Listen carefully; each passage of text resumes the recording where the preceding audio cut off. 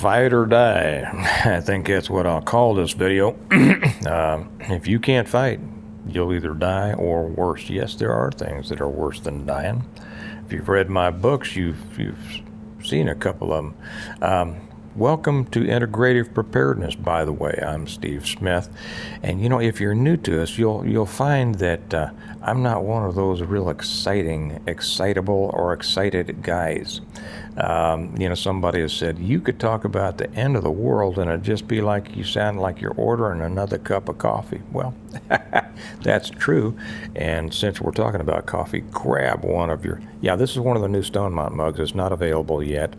Because I still have some tweaking to do. I don't like the color of the fonts. A couple of things I want to change before it's available. But I'm down at the cabin, and this is the one I have with me.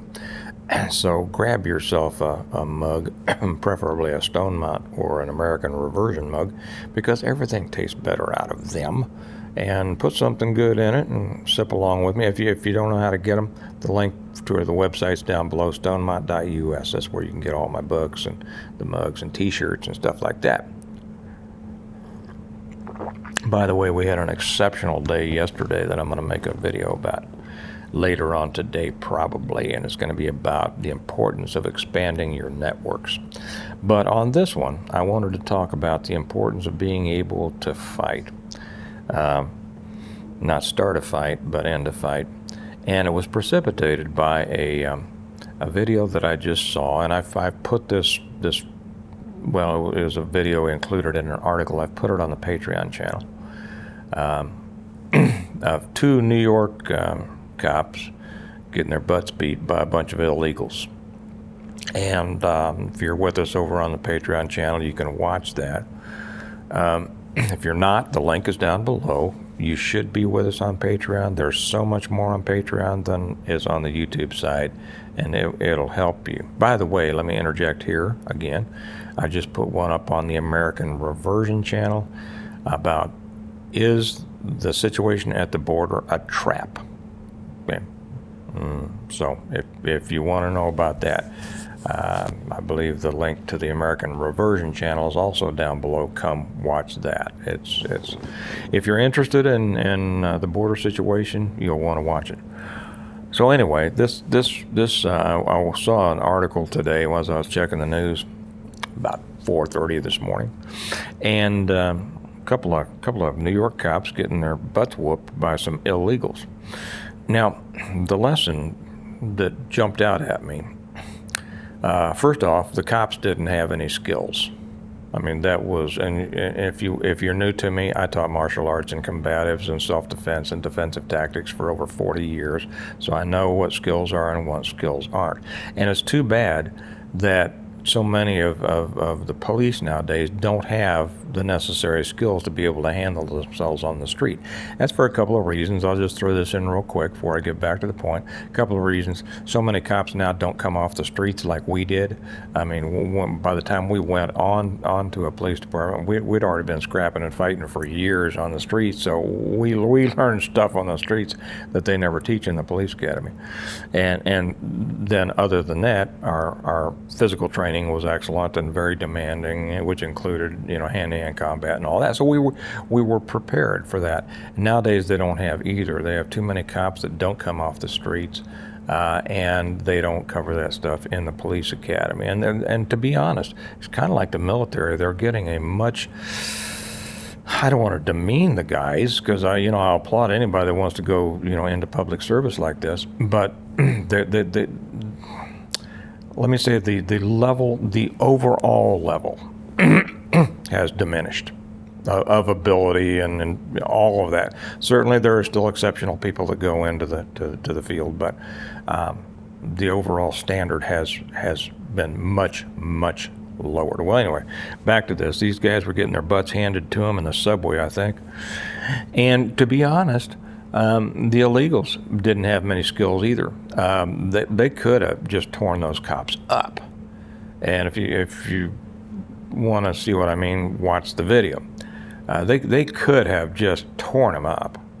And when I read the headline, I thought it was going to be worse than it actually was, because the headline was something like, I don't know, illegals beat cops mercilessly, or I don't know, something like that. Well, it wasn't really that bad, to be honest, but it was bad enough that the cops weren't able to subdue and take under control this one person, this one small guy that was, trying to get away from him. They were trying to effect an arrest, I assume. And there were some other guys standing around, apparently of this guy's group, and they didn't swarm the cops. I mean, they could have beaten those cops senseless, and they didn't. They just took a little shots here and a little shots there, and because the cops weren't up to the job, the little guy was able to get away from them, and the others vamoosed. It reminded me, and so I'm going to get to you in a second, what you need to understand. Now, I had a similar situation. Now when I was in uniform, I worked the ghetto, as we used to call it. They call it the hood now. Very, very active, very violent. We had, at least weekly and very often multiple daily opportunities to, test our skills. And so you became experienced. And, nothing teaches like experience. There is no training that equals experience. Simple as that. You can train, and I'm a believer in training as long as it's good. I'm not one of those who says that all training is good. It's not. If it's bad training, it's not good. It will take you off in a direction you don't want to go, and it is not applicable to reality. But good training is good. Get as much as you can. Practice. But all that does is prepare you to learn from experience. Okay. So I'll tell you a situation that I had. Towards the end of my career, I was in plain clothes, and I walked into, I was in fugitive apprehension, and I walked into the office, and there was a guy that was under arrest, and he was sitting in a chair, and there was 4 deputies around him trying to get him under control. And I mean, these deputies were big. I mean, a lot bigger than I was. I think there was 4 of them, and so that's about 1,000 pounds of deputies trying to control one fairly not overly big guy sitting in a chair, and they were trying to get cuffs on him, and I don't know why there weren't cuffs on him then. I don't know why. I just walked in off the street, and I looked at that, and they were fighting this guy, and he was sitting in the chair, and I said, oh my Lord. They were working against each other. I could see what the problem was immediately. So I took my gun off. I went over and put it in the locker, because anytime you want to tussle with somebody, if you have a chance, you don't want your gun to be available. And this was already a big mess. So I went over there, and as soon as I was able to kind of edge my way into the group, and they were being frustrated, I got in there, and within about 5 seconds, I was able to get the guy under control and then cuffed. And the reason is not these guys, they weren't weak, they were horses. I mean, every one of them could have benched twice as much as me probably. But first off, they didn't know what they were doing. Secondly, they were working against each other. And thirdly, they were trying, instead of really trying to control him, they were too busy trying not to let him control them. Okay, and if you understand that, you understand it. If you don't, I probably wouldn't be able to explain it. But it's a matter of knowing what you're doing, getting in there, and being determined, knowing how to put something under control. So, a lot of people will think that, well, if the situation arises to where you're under attack or whatever, the person will rise to an animalistic state, and you'll just be able to fight back animalistically, and it'll be all right, and they don't have to put any work into it. Well, that's not exactly true, because as I said, training will open your eyes to a few things. It will teach you certain tactics and techniques, and then also teach you the importance of certain things like ferocity and explosive directed force or violence. Okay, and without that, you're more. If you're fighting simply as a fearful, animal, your force is not going to be directed. Okay, and this is getting a little more complicated than I wanted to do, but I want to return to this very simply. That you need to be able to fight. You need to know how to fight. And I will say this, and I've taught both, hand-to-hand and gunfighting. It's good to be able to know how to use a weapon, a firearm. Okay, it's good to know that. But there are many situations, at least until the world completely collapses, you're not going to be able to use a firearm. You need to be able to use other means. And you need to be able to fight with your hands and your feet and your elbows and your knees and your head and other things that we call environmental weapons, the things that you can carry with you. This isn't that video. I'll do one like that on Patreon. I've been meaning to for a while and I haven't gotten around to it. Things that I suggest people carry with them that, don't necessarily look like weapons, but can be used as very effective weapons. So you need to be able to fight in various different ways. If you can't fight, you are at the mercy of whoever can and wants to.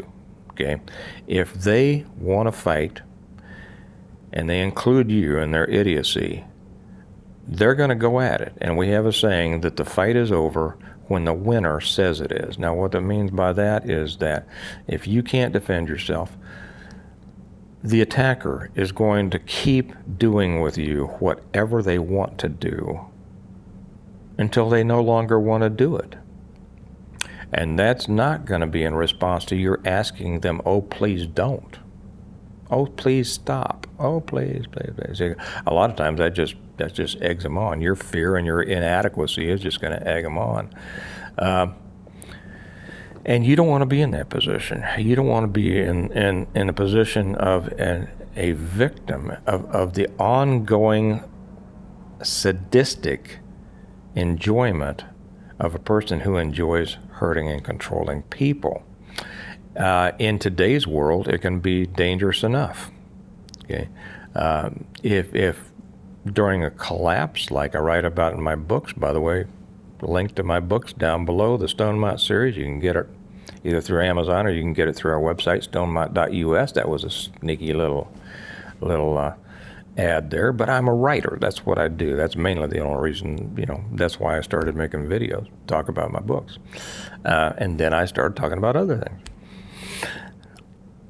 So if it all comes crashing down like in my books, it's even worse. It's even worse.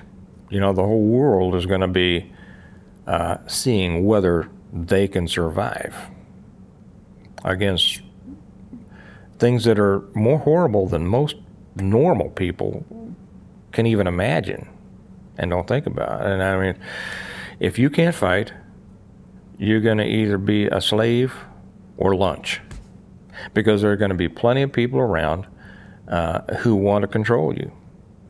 And even if you fall under the protection of a good person, well, you're going to be doing what they want you to do, right?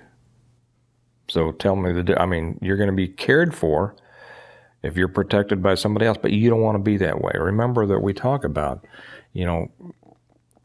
being self-reliant means being able to live outside all of the external systems over which you have little or no control.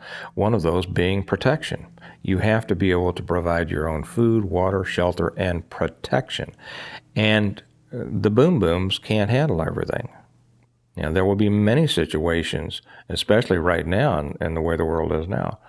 You can't take out the boom boom and handle situations. You have to be able to handle situations with yourself. Or else, unless you want to spend the rest of your life in prison. So that's kind of what I wanted to pass on today. People don't take this stuff seriously. I know so many people that have all their preparedness lined out. They haven't given any thought to being able to defend themselves, unless it's with a gun, right? And you can't always do that. So give some thought to that, and understand that, survival, just like preparedness is a spectrum. There are points all along the way, and you need to be able to handle things regardless of where on the spectrum your threat comes down. Okay? All right. Well, like I say, we have a lot of interesting things going on. I'm on vacation, but I'll still stay with you guys. I make my videos in the early morning before everybody else gets up. And we have interesting things going on. The border situation keeps on going on. Like I say, I talk about that over on the American Reversion channel. And if you're not with us over there, I wish you'd come over. You'd get a lot out of it. And the one I put up today was about, is it a setup? And the answer is very possibly, but it's more complicated than most people realize. And I explain that. Do something to better prepare yourself to defend yourself in whatever situation, whatever threat you find yourself, because it's your responsibility. Nobody else's. It's your responsibility to protect yourself and everyone else who depends on you. Okay? All right. You all have a good day. Remember that we prepare well today in order to live well tomorrow. And I'll talk to you tomorrow. Bye-bye.